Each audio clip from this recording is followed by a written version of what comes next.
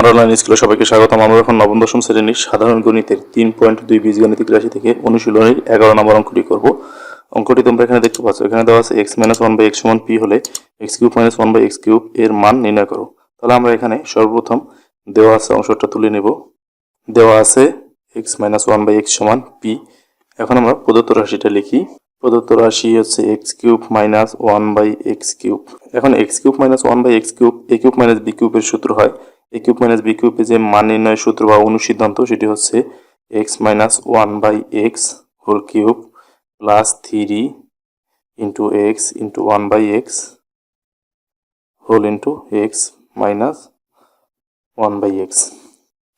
এখানে একটা মাইনাস চিহ্ন আছে। এটি হলো আমাদের সূত্র। এখানে a - b whole cube minus 3ab whole into a - b এর সূত্র এটা। আমরা এখানে x - 1/x এর মান দেওয়া আছে, এই মানটা এখানে বসাবো।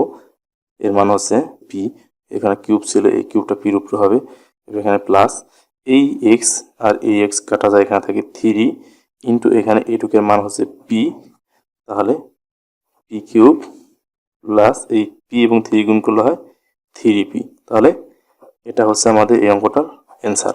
শুধুমাত্র একটু সূত্রটা যদি আমাদের মুখস্থ থাকে তাহলে কিন্তু এই অঙ্কগুলো করা খুব ইজি। এখানে কিন্তু এই অঙ্কটার মধ্যে কোনো ক্রিটিক্যাল কিছুই নেই, সম্পূর্ণ অঙ্কটাই খুব ইজি এবং খুব ছোট একটি অঙ্ক।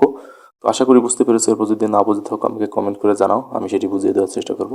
ভালো থাকবে সবাই, ধন্যবাদ সবাইকে।